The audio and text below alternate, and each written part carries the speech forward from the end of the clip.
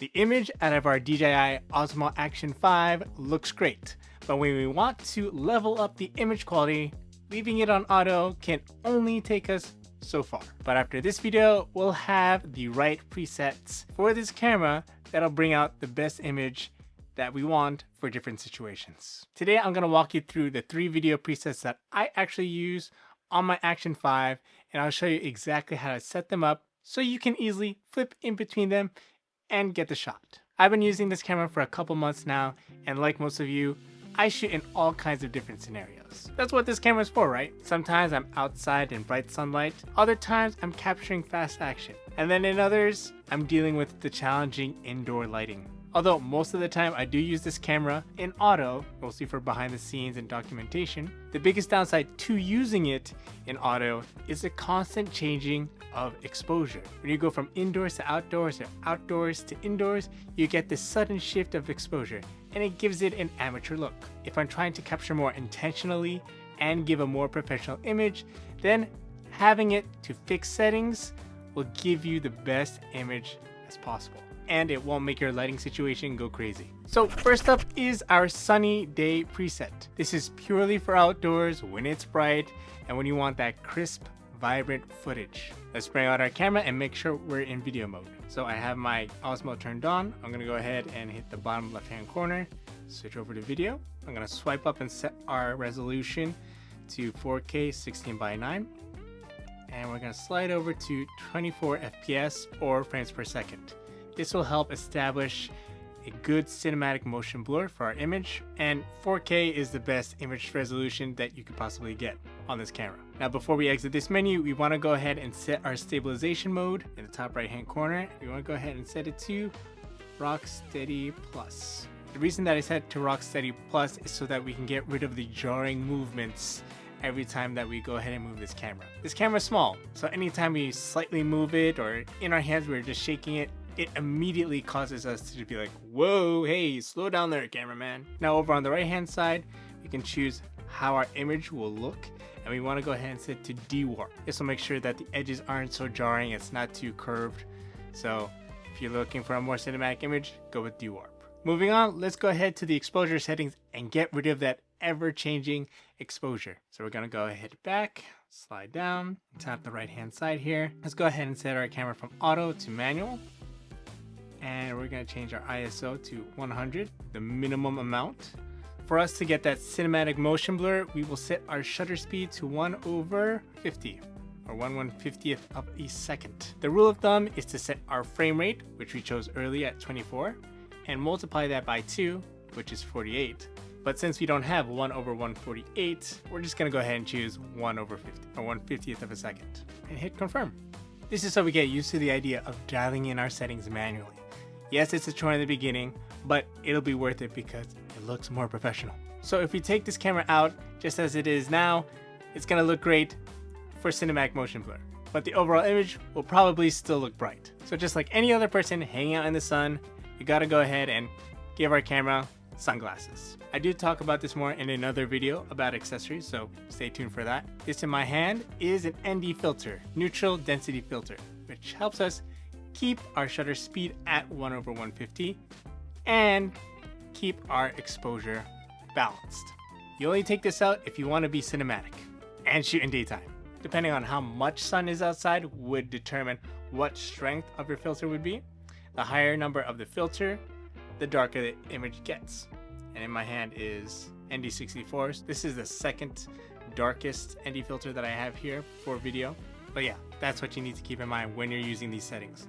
But if you don't have an ND filter, you can go ahead and start manipulating this and start cranking this up more. All right, we're about 95% of the way done. Let's go ahead back and scroll down. All right, our white balance, we're gonna go ahead and set that to 5500. Since we'll be shooting out in the day, we'll be taking it off of auto white balance and shift it to manual. Sometimes if I'm in a hurry, I'll go from manual to auto and let it choose the white balance. Make sure it's not too warm, not too cool, not too green, not too magenta. Then I'll just automatically switch to manual because it'll just default to whatever the auto white balance was before. 5500 for sunlight firm. For colors, I'm gonna go with D-Log This gives me a lot of color information to mess with later for color grading and color correcting. But if you're not familiar or comfortable with that kind of process in the editing, then don't worry, we can go ahead and leave this in normal 10-bit. Tone, I just keep it as neutral. Again, I add more color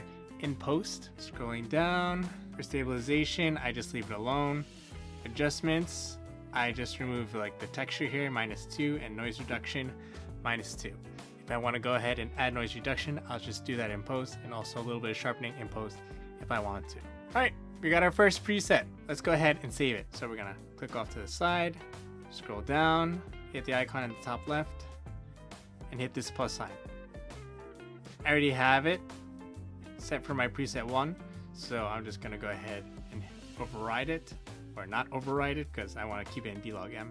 Okay, so that's the first one. Now that we have this set up, how can we get the best image for low light or even indoor situations? Yes, I am aware that there is a low light mode in this camera, but I choose not to use it because there's already so much processing going on. In this tutorial, I'm trying to get down the manual settings to get the best image and mess with it later on. So for indoor lighting, golden hour, or any time that the lighting isn't ideal, these settings are going to be applicable to you. Based on what we already have, we're gonna keep the resolution, the 24 frames per second, and the stabilization the same. For low light settings, it's all about the exposure. Let's go ahead to the right here and get our exposure.